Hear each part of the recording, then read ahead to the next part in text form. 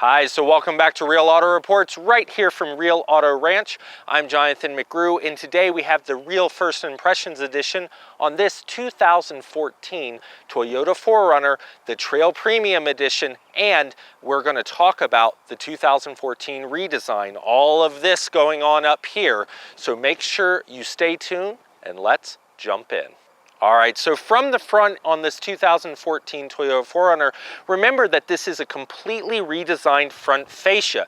Not necessarily the underpinnings of the body or the main sheet metal even, but this whole front end is totally different. Much bigger, wide open face here in the front. You don't have that strong line dividing the top and the bottom of the front end like you do on the 2013. So let's pan back to the 2013 or fade it in here, and you'll see what I mean. It's a little bit more subdued. It's a little bit more, conservative, if you will. Now, as we come back to the 2014, you're going to see these stronger character lights here, giving it a more aggressive look. This wider open mouth with the cut lines here in the front and all of this detail.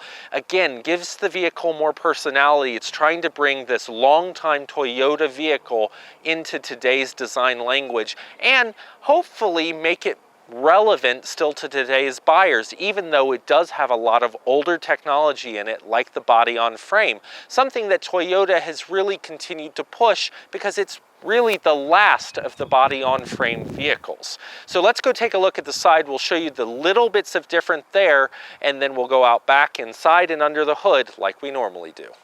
All right, so from the side, the biggest difference on these Toyota 4Runners from the side in 2014 is going to be, things like the clear lens taillights and the way that it's designed here in the side of the body. The basic structure of this car, if you saw it, this SUV, I should say, from the side, is not all that different from the previous generation. You're going to notice a little bit of different design in the wheel and tire packages, maybe a little bit of different things going on with the running boards, but mainly this is exactly what 2013 would look like from the side. There's not a huge ton of difference. The biggest differences you're going to see is how the fenders wrap into the new front fascia and how they wrap into the revised rear fascia of the vehicle.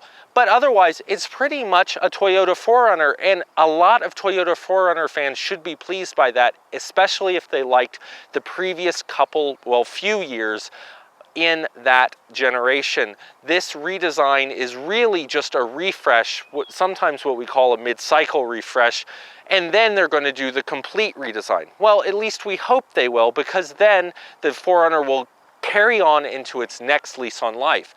Still a great vehicle though from a looks perspective, because it is one of the more rugged mid-size SUVs out on the market.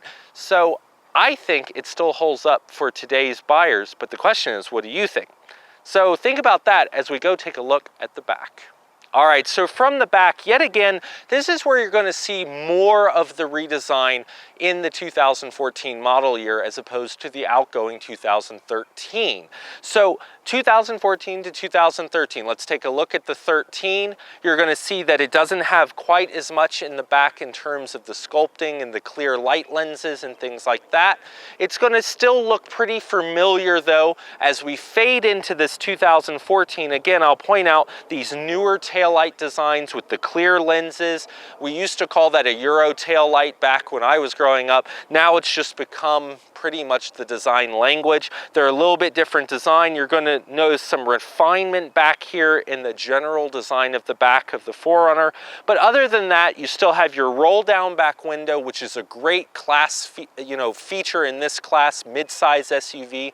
You don't find a roll down back window hardly at all in any other SUV. It's great. You can open it with the key like you always could, and you can open the back of this. Now this one doesn't have the automatic lift back, but it does have the slide out cargo tray, and you can kind of see with an IKEA bag, this would hold a lot of stuff. You can put about 440 pounds on this slide out tray. It's plastic with some carpet on it. It does, so it'll be durable. You do have to watch putting really rugged things on it because you'll gouge up the plastic. But it's a neat feature, but you can tell that we don't have the third row option. Remember, you can get a third row option. You've got your pull down handle here, but I like these better. Now this is going to be a heavy door, so shorter people who have to reach up and close this are going to find that without the auto closer, this is going to be a pretty hefty thing to open and shut all the time. But it is a traditional type of 4Runner with the traditional features, and from a first impressions perspective, it fits the bill of something rugged and off-road that can take you back to places that, well, the family Toyota Highlander really can't. So, you know, it's a neat vehicle, but it definitely, I think today, has a niche market. Let's go take a look at the inside. We'll talk about what's under the hood, and then we'll take it for a quick spin. So from the driver's seat here, what you're going to find in the 2014 Toyota 4Runner is a fairly different interior. That's its big claim to fame, is the exterior and interior refinements. If you look at the press releases that came out for the 2014 model year, it's a new instrument cluster, it's a new center stack. It's not radically different in the center stack, but it's different enough that it is actually something that makes it better. It's a better layout. It has the nice navigation right here in the front, and you have the gauges that no longer have the pods with the speedo and the tach and everything deep inset into them. It's a nicer looking, more integrated gauge cluster with the trip computer and all of that in the middle. And it's significantly different when you do the comparison side by side. So if we pan across the old 2013, this is what that interior looks like. And there was nothing wrong with it. But then, now, when we pan across this 2014, what you can see is the difference and some of the refinement that Toyota's brought to the inside of the Toyota 4Runner. Now, it has been criticized, however, for all the different materials that are in here. You have a non-reflective dash here on the top surface. You have a molded plastic down here on the lower part of the dash. You have a sparkly metallic accent here on the door with the window switches. You have soft touch leather-like material with red cross stitching here, hard plastic again on the bottom. In the console, you have the shiny plastic with the metallic in it again. Then you have gray plastic up here on the headliner, and the headliner's gray. So what I'm getting at is some of the criticisms is how many types of finishes do you need in the inside of the vehicle? Now, for the majority of us who aren't designers, we actually might find this kind of nice because it breaks it up. I forgot to mention the brushed kind of material in front of the glove box. You can see where I'm going with this, but in the end, as a consumer and as a first impressions, I'm not sure you'd notice all of that and consider it bad. I think designers and those of us who are schooled in how many finishes and colors should be matched together might find it a little odd. But in the end, the question is whether you like it. So consider that. We'll talk about it more in our real video, the real review, but let's go take a look what's under the hood. All right, so under the hood, not that you can really see in it from this angle, but what's under here is a 4-liter V6 engine from Toyota. It's something that Toyota 4Runner owners will be familiar with because it was in the previous generation in the 2013, and not a lot has changed. You'll see about 17 in town, 22-ish out on the highway. We flashed these lovely numbers along the bottom to confirm that, and your miles per gallon combined from the EPA is going to be about 18. Now that's because it's mated to a pretty stock standard transmission. There's not a whole lot of new technology in these Toyota 4Runners yet. I think with the redesign of the Highlander, which a lot of people felt was also overdue for its new 2014 model year, I think what you're going to find is in a couple years, a few years actually, you'll see a completely redesigned Toyota 4Runner, again, going after that rugged off-road market that this vehicle continues to cater to. And I think you'll likely see it stay body on frame because that's become a differentiator out in the market for the Toyota 4Runner. And these are heritage legacy vehicles for a lot of people. The 4Runner has a very strong brand the way the Land Rovers do. And to be honest, one of the few left all steel framed vehicles to compete with this is really the LR4. And even that may change, because we just saw the Land Rover Sport go off the steel frame and go up to the aluminum body and all of that. So, you know, it is a changing landscape. So there could be something really cool about sticking with a vehicle like this that is all body on frame, steel, and pretty rugged in the way that it drives and handles. If that's what you're looking for, it's the perfect vehicle.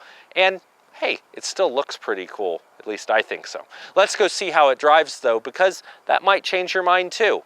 So let's hit the road.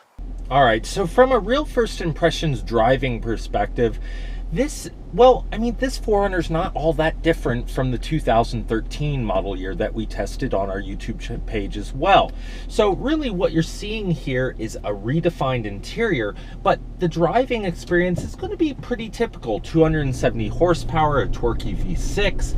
It does have heavier steering in these body-on-frame trucks. And one of the things that I notice about it right away is that it just has a lot of turning need here, a lot of input into the steering wheel to make the vehicle turn. So this is not going to be as dynamic a drive as the new Highlander that we reported on from the launch event in our first impressions.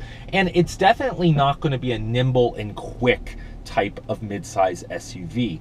It is going to be a slow and methodical kind of point and shoot kind of SUV, where it really does require a lot more effort to be sporty with it. So it's not meant for that. But off-road, I think you're going to find the weight of the steering and in the snow and all of that, it's going to inspire confidence, and it's going to make it feel pretty nice to go do those outdoor off-road activities or drive in inclement weather.